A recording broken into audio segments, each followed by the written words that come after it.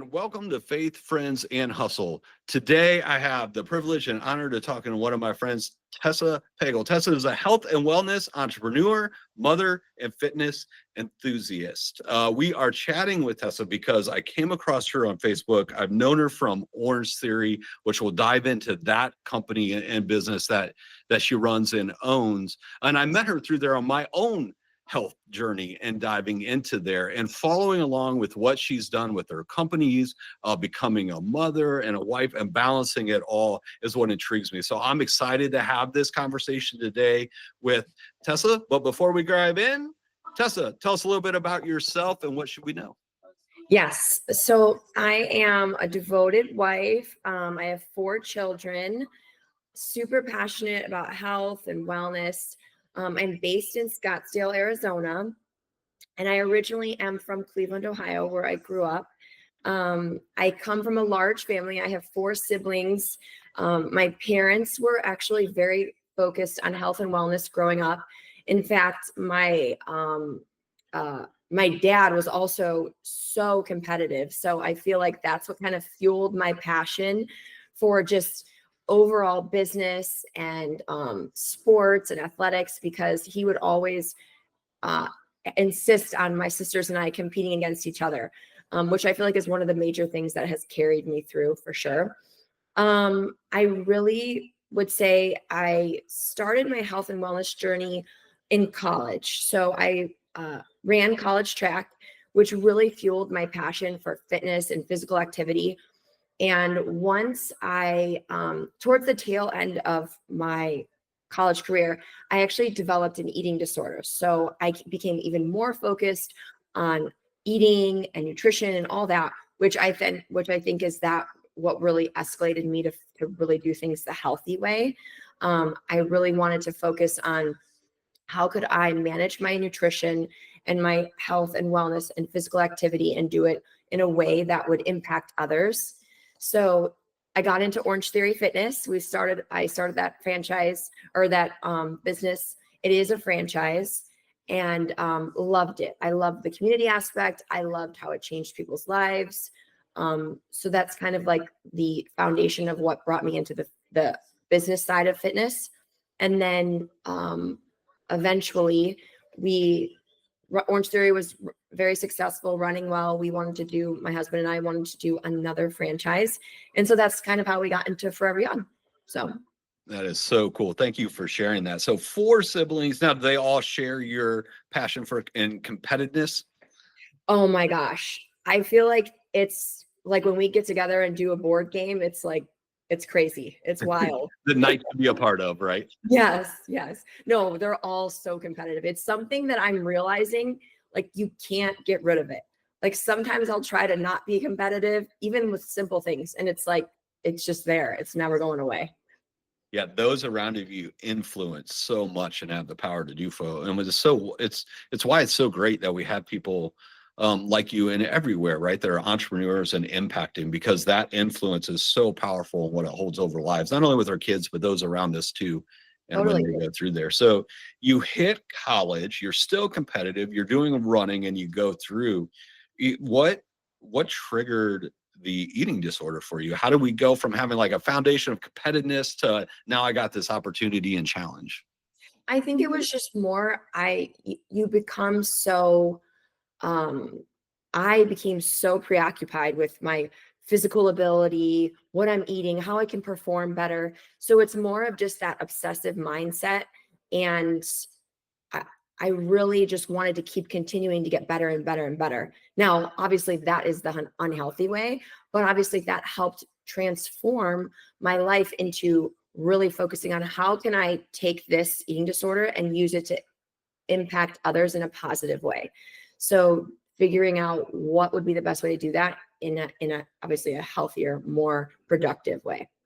Yeah, a superpower always has a weakness that comes along with it, right? And it can bring its own challenges. And life has a way of really finding what those weaknesses are and taking advantage of it when it can and when it goes through there.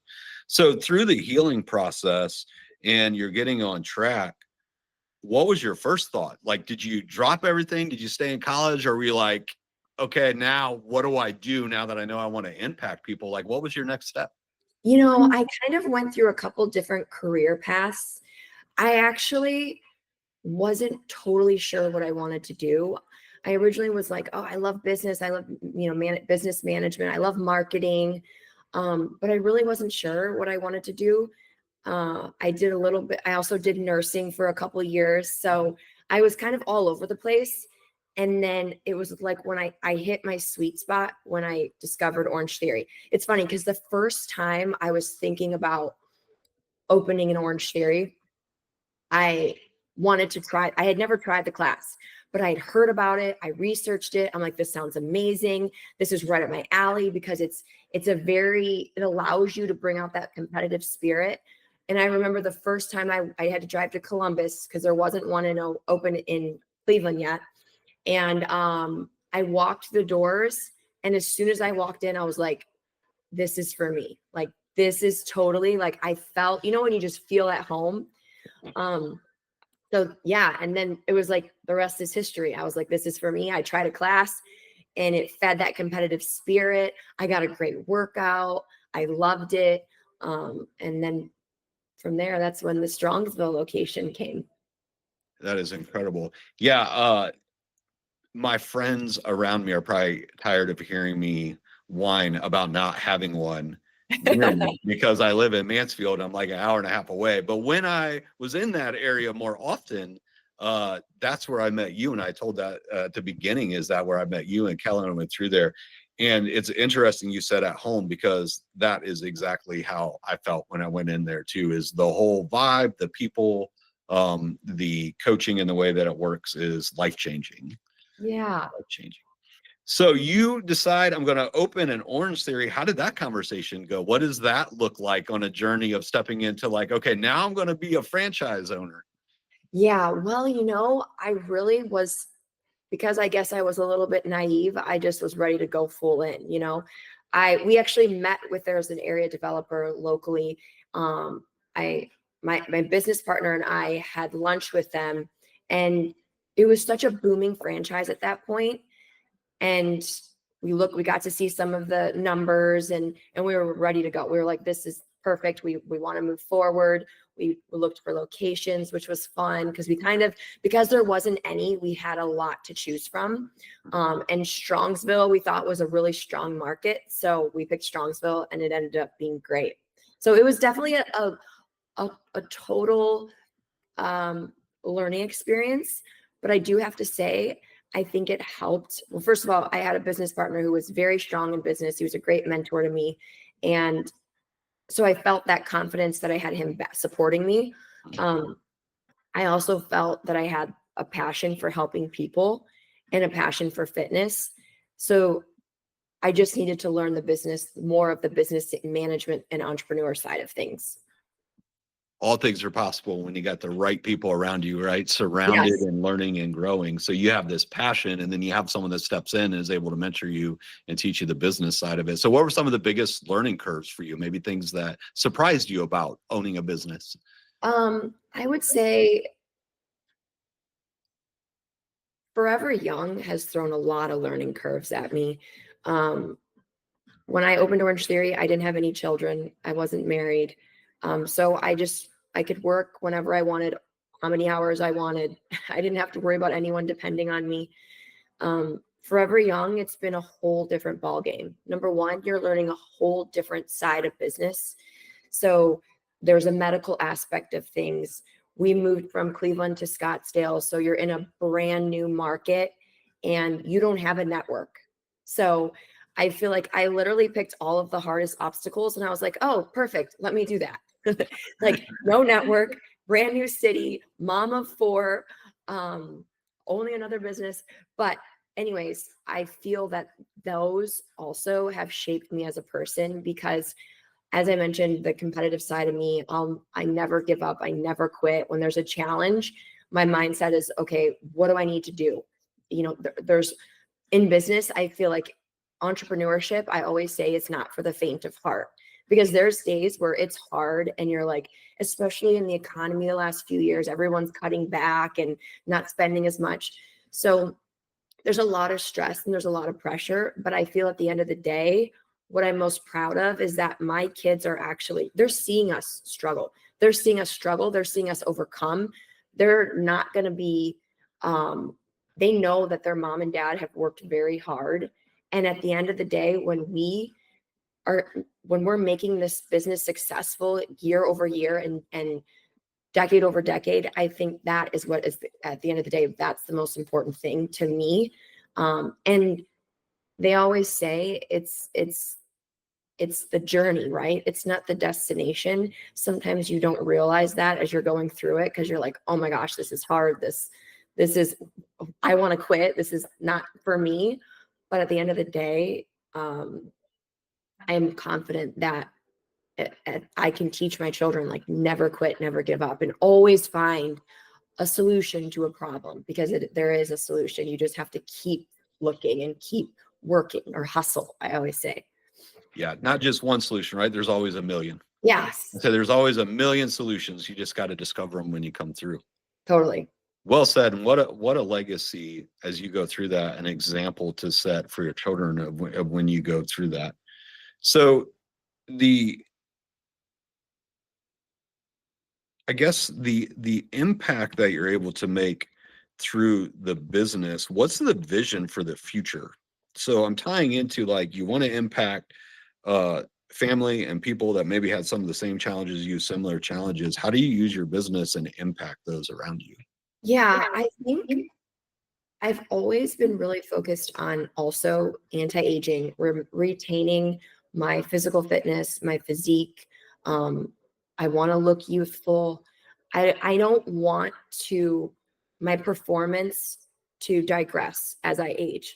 So I feel like that is where I envision is anybody who is willing to put in the effort and the work, maybe doesn't have the knowledge, right? So my goal is to bring knowledge and awareness that there's different treatments, biohacks, health and wellness clinics that can help you feel great and look your best as you're aging. You don't have to feel fatigue or low energy or unhappy with your body composition or losing that focus that you might have had when you were younger, or motivation.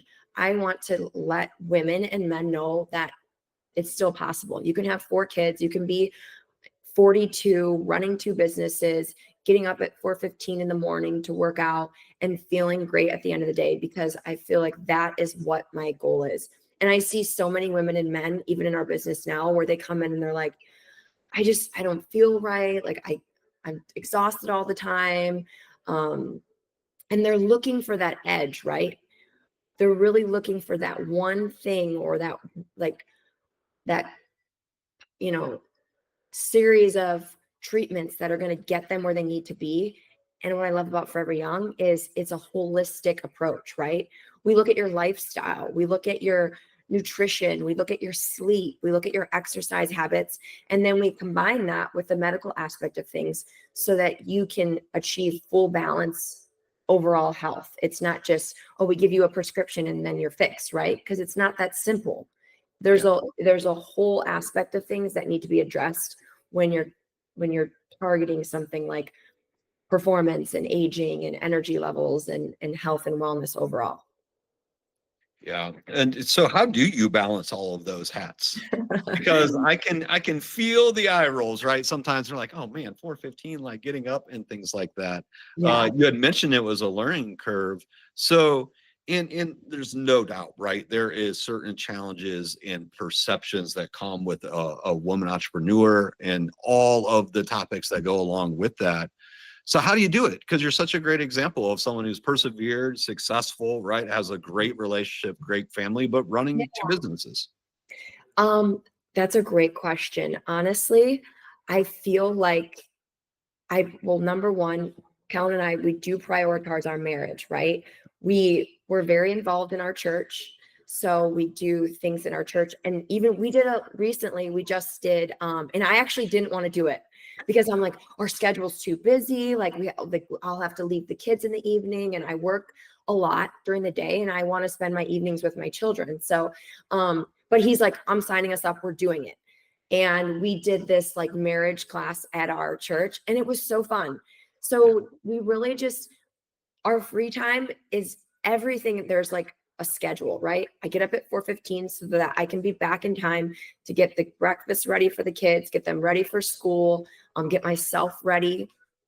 I also make sure I get to bed on time. My kids have to be on a schedule, because I don't go to bed at midnight and then wake up at 4:15. That's not going to help me function. So I'm making sure that my bedtimes are very structured as well, because I do need sleep. I optimize my health and wellness for sure. Obviously, that's why I got into this business. I'm super passionate about that.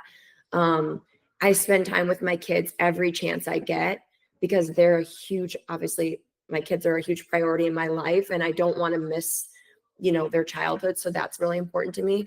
So I think it's all about your priorities. And I also cook. Like I meal prep our whole family's meals, whether that's like on Saturday or Sunday. I just, honestly, I feel like it's my mindset, number one. My faith is a huge part of my life. It's what also has kept me through all of the challenges and that I faced. But I think it's just discipline, right? You need that discipline of setting a schedule, sticking to the schedule. My 4:15 wake up call, it's a non-negotiable. Like I don't say, oh, I didn't get enough sleep. Even if my twins wake up in the middle of the night, I still go to my 4:15 workout. So I think just making sure there's certain non-negotiables in your life that are going to address those aspects of your health and your wellness and those important lifestyle factors that you need to make a priority. Yeah, when you're living for something outside of yourself, such as God or faith, and you're looking at that and how you can affect others, it's a motivating factor that things on earth can't bring you. Yes. Right. And I think that's that mindset piece. So things I took away from that is just like in business, honestly, the relationships, right? Prioritize the marriage, prioritize the children, those relationships that are around there, have a strong mindset. Well, we all know there's not a lot of secrets to a strong mindset other than being healthy, working out, getting enough sleep, right? And a belief in something that's driving and motivating you outside of that. Yeah. Outside of chemical imbalances or anything where people I know actually have Sure. yeah. Yeah. And don't get me wrong, like I have bad days, and I mean, my mindset isn't always great. But I really try to do what I can to work on myself, address always work on my relationship with my faith. So that I think is what helps me stay in the mindset of never giving up and just knowing every day I can move forward, and you're going to fight a battle. Like every day is a battle, and it's some days it's harder than others, but you got to do it, right? There's no choice at the end of the day for You me. got it. Yeah. Yeah. Yeah. I would tend to agree. Right. And I think you said it brilliantly. I agree. Right. The destination is all the same. We're on an equal playing field. Yeah. And that's despite your belief. But we all will face one final end. So the rest is about the journey and then what you're capable of doing in the time you have on earth that was given to you, right? Whatever that may be, and the faith and the driving that goes through there. So someone just walked up and you get to have a conversation with them. What piece of advice would you want them to walk away with? I would say stay true to your purpose, and be consistent. I feel like those are one of the biggest pieces of advice I would say. And so don't feel like you have to fit in with everyone else. That's one thing I've learned is I don't have to fit in with everyone else. If I have a certain path that I'm going on, it doesn't have to be the same as someone else's, right? I think being genuine. I genuinely have that passion for helping people. I mean, everywhere I go, like whoever I talk to, I'm always like talking to them about how's their health or how's their sleep or how's your diet. And a lot of times it's they're asking me questions. I'm not just soliciting them advice, but people are asking me questions, and I just think I have a true passion for helping others. And in my free time, that's what I'm doing. Like in my free time, which I don't have much, but I'm working on learning more, as much as I can about health and wellness, learning as much as I can about self-development. I even read parenting books because it's like my personality is just, I want to always be improving. So that would be my biggest piece of advice, is just stay true to yourself, stay consistent, don't give up, and know that there's going to be ups and downs. You're not alone in that factor, but if you stay true and stay consistent, you'll get where you want to be.